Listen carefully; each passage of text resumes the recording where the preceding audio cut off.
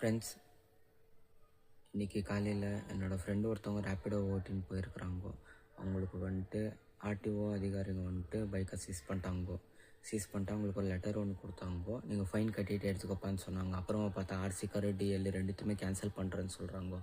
இதெல்லாம் மெயின் எங்ககிட்ட பண்ணணுமா இல்லை அந்த ஆப்பில் போட்டுக்கிறான் பாருங்கோ ரேப்பிடோ அவங்ககிட்ட பண்ணணுமான்னு சொல்லிட்டு நீங்களே சொல்லுங்கோ. இதெல்லாம் எங்கள் மேலேயா தப்பு இல்லை அவங்க மேலே தப்பா?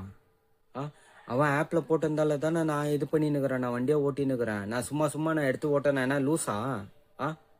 அவன் போட்டு இருக்கிறான், அதனால நான் எடுத்து நான் ஓட்டி இருக்கிறேன். அந்த இதில் அவங்களே சொல்கிறாங்க, லெட்டர் நான் உனக்கு நான் தரேன், நான் இது அப்ரூவல் இருக்குது, இதுக்கு ஸ்டே ஆர்டர் வாங்கியிருக்கிறாங்க அப்படின்னு சொல்லிட்டு. இதுக்கு ஒரு குறிப்பிட்ட ஒரு சட்டமே இல்லை டூ வீலருக்கு. அவனுங்க சொல்கிறானுங்க, அவனுங்களே இப்போ கூட தான் ஆட் போட்டுனுக்குறானுங்க டிவியில். நீங்கள் ஒன்றுமே இல்லை, ஆன்லைனில் இருந்தால் ஒரு யூடியூப்பில் ஒரு அட்வர்டைஸ்மெண்ட் வரும். இப்போ பாருங்கள், 2 நிமிஷத்தில் உங்களுக்கு ஆட்டோ வரும், 5 நிமிஷத்தில் உங்களுக்கு கார் வரும், 1 நிமிஷத்தில் உங்களுக்கு டூ வீலர் வரும்னு சொல்லிட்டு யார் பண்ணுறது? நானா பண்ணுறேன்? நீ தான் அட்வர்டைஸ்மெண்ட் பண்ணினுக்கிற. ஃபஸ்ட்டு வந்துட்டு அந்த அட்வர்டைஸ்மெண்ட் பண்ணுற கம்பெனி மேலே போயிட்டு கம்ப்ளைண்ட் பண்ணுங்கோ.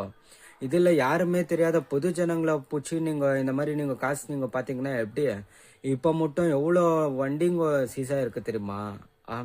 ஒரு வண்டியும் எவ்வளோ கஷ்டப்பட்டு வாங்கியிருக்கிறாங்கன்னு சொல்லிட்டு அவங்களுக்கு தெரியும். அவங்களோட கஷ்டம் அவங்களுக்கு தான் தெரியுமே. இதில் நீ சொல்கிறதெல்லாம் இந்த இது கேட்காது கவர்மெண்ட்டு.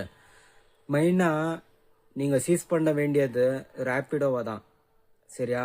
அவங்க தான் ஜனங்களுக்கு தொல்லை மேலே தொல்லை கொடுத்துன்னுக்குறாங்கோ. கொஞ்சமாச்சு யோசனை பண்ணி நீங்கள் முடிவெடுங்கோ. இந்த கவர்மெண்ட் பண்ணுறதெல்லாம் கரெக்டு தான். இப்போ என்னோட வண்டியை சீஸ் பண்ணிட்டீங்கோ, ஆனால் அந்த ஆஃபீஸில் மட்டும் எவ்வளோ வண்டிங்க இருக்குது அத்தை நீங்கள் பார்த்தீங்களா? லட்சக்கணக்கான வண்டி இந்தியாவில் மட்டும் கோடிக்கணக்கான வண்டி ரன் ஆகின்னு இருக்குது தெரியுமா? யாருக்குன்னா தெரியுமா?